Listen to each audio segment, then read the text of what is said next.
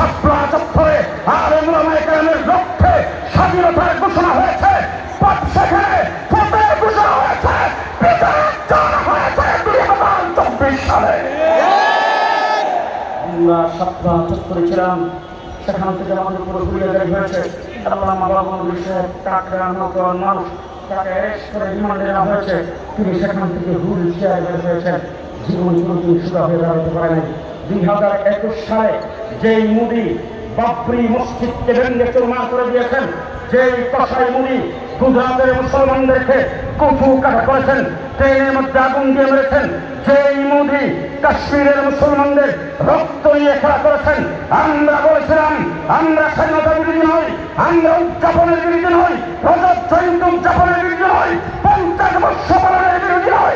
আমরা বলেছিলাম পৃথিবীর সমস্ত রাষ্ট্রপ্রধানদেরকে দাওয়াত দেন, কোনো আপত্তি নাই, কিন্তু কসাই মোদি বাংলায় বাধা দিতে পারবে না। আজকে প্রমাণিত হয়েছে মোদি বাংলাদেশের বন্ধু নয়। আজকে প্রমাণিত হয়েছে ভারত বাংলাদেশের বন্ধু নয়। যদি ভারত বাংলাদেশের বন্ধু হতো, সেই শেখ হাসিনা লন্ডনে আশ্রয়ের জন্য চেয়েছে, লন্ডন থেকে আশ্রয় দেয় নাই, ব্রিটেন আশ্রয় দেয় নাই, ইউরোপের কোন রাষ্ট্র দেয় নাই, আমেরিকা থেকে আশ্রয় দেয় নাই। যেই মোদি, যেই ভারত শেখ হাসিনার মতো একটি বিশেষ জালেম লুটেরা সরকারকে, যার হাত বাংলাদেশের পিলহানার রক্তে দিয়ে পিয়া, যার হাত শাপলা চত্বরের রক্তে পিয়া, তাকে আশ্রয় দিয়েছে, সে বাংলাদেশের বন্ধু হতে পারে না।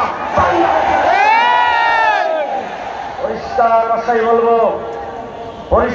ভাষায় বলবো, শাপলা চত্বরে হাজার হাজার মানুষ মারা গেছেন,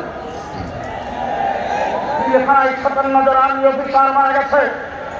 2021 সালে আমার 21 ভাই শাহাদাত বরণ করেছে। 13 মাস রিমান্ডে ছিলাম, 2 বছর কারাগারে ছিলাম। মাওলানা মামুনুল হক 3 বছর করে বের হয়েছে। হাজার হাজার ওলামায়ে কেরামকে জেলখানায় ঢুকানো হয়েছে। আল্লামা হুজুর জামাত বরকাতুহু